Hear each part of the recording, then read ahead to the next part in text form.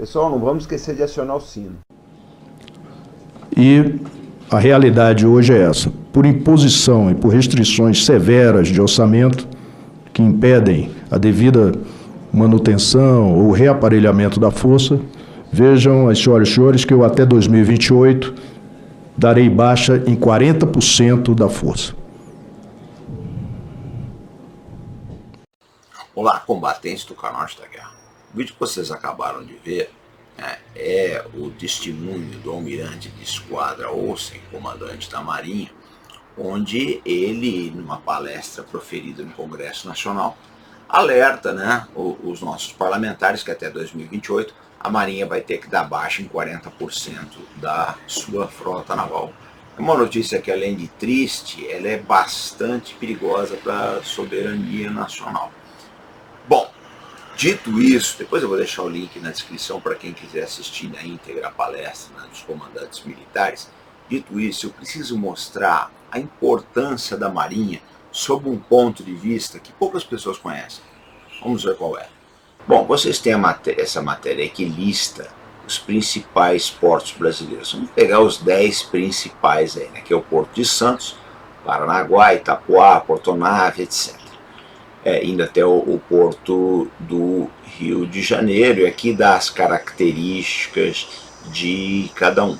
Dito isso, vamos dar uma olhadinha no mapa do Brasil. Bom, vocês têm aí a costa brasileira, Aqui nós temos diversos portos e todo o comércio brasileiro, tanto em termos de exportações como importações, em sua grande maioria, ele transita pelo oceano, ou seja, é vital para o Brasil que mantenha seus portos abertos. E para isso ele precisa de uma marinha de guerra. Nesse mapa vocês podem ter uma ideia mais clara da importância das rotas comerciais do Atlântico Sul e como o Brasil é dependente delas. Costumo dizer o seguinte: se um dia uma esquadra estrangeira poderosa encostar na nossa costa atlântica e fechar os portos, não precisa nem chegar no porto, fica aí no alcance de aviação naval ou de mísseis, aí todos os navios que estiverem saindo dos nossos portos ou tentando adentrar os mesmos será afundado. Eu penso que se isso acontecer um dia, isso é lógico, é um cenário bastante provável. Se um cenário desse se configurar, nós vamos ter que fazer o seguinte: a gente vai ter que comer toda a soja que nós temos no Brasil, que nós vamos poder exportar, e quando acabar essa soja, a gente não vai poder plantar outra safra, porque nós dependemos dos fertilizantes que vêm de fora. Aí vocês imaginam o que virá a seguir. Então, depois de todos esses argumentos, fica mais do que claro que nós precisamos ter uma marinha com capacidade de dissuasão no Atlântico Sul que consiga manter abertas as nossas linhas comerciais. Agora vamos ver como está um dos principais projetos brasileiros, que ensejariam aí a construção desse poder naval, que ajudariam, contribuiriam bastante para a construção do nosso poder naval, inclusive para evitar esse cenário que o comandante da Marinha já anunciou, que é o projeto das fragatas classe Tamandaré. Bom, essas são as fragatas classe Tamandaré. O contrato foi assinado em 5 de março de 2020 e negociado por quase um ano, entre abril de 2019 a março de 2020. Bom, aí a gente precisa fazer uma análise do que é a construção naval. Porque o que acontece é o seguinte: nós temos um período atípico aí, que é o período da pandemia. A pandemia, ela desregulou completamente as cadeias logísticas mundo afora. Eu vou colocar alguns exemplos do que aconteceu com a construção naval ao redor do mundo, casos similares aí, mas com efeitos muito mais gritantes. Depois eu volto às fragatas Tamandaré. Vamos acompanhar.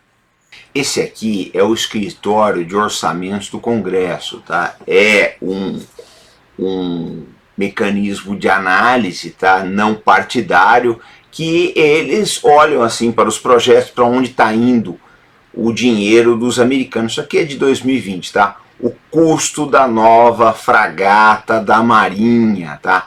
O CBO estima que o custo de 10 fragatas da Marinha dos Estados Unidos vão custar 12,3 bilhões, ou seja, 1,2 bilhões de dólares por fragata, sendo que a Marinha achava que cada fragata ia sair por 870 milhões de dólares. O que nós entendemos disso é que houve um acréscimo de quase 50% no preço unitário, no preço de cada fragata da Marinha dos Estados Unidos. Esse é o caso americano. Vamos ver outro caso agora no Canadá.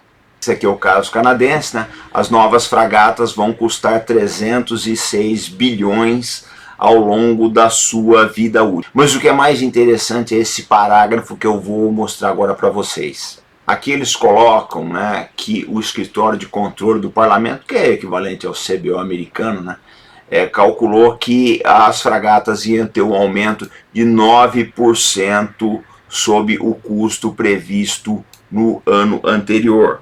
E aqui, né, esse é no Reino Unido, o custo das fragatas Type 31, né, aumenta em 40 milhões de libras esterlinas, né? Então, o Ministério da Defesa concordou com a Babcock, né, em aumentar o preço total do contrato de 40 milhões como resultado do impacto da Covid e da volatilidade das cadeias de suprimento. Então, como a gente vê, né, é um problema que aconteceu no mundo inteiro. Há outros casos, mas para o vídeo não ficar muito longo, nós vamos nos ater a esses três e agora vamos às nossas considerações. Bom, dito tudo isso, vamos colocar agora o caso brasileiro. A gente está vendo uma série de matérias aí na imprensa questionando o problema de fluxo de caixa da GEPROM, né? Questionando os aditamentos do contrato. Olha, eu trabalhei com muitos contratos na minha vida, perdi a conta de quantos foram. São raríssimos os exemplos de contratos que não são auditados. Por quê? Por vários fatores. Problema, e nós temos um caso atípico, que é a Covid, a disrupção das cadeias logísticas e por aí vai. Mas normalmente o que acontece num contrato? Você tem muitos problemas que você não consegue prever no mesmo. Porque na verdade o navio de guerra não é uma coisa que é fabricada em série, não é que nem, né, uma fábrica de Coca-Cola que você vê lá, faz aquele monte de garrafa e tá tudo certo. Cada navio de guerra é um caso à parte. De um ano para outro, os requisitos mudam, os sistemas de armas evoluem.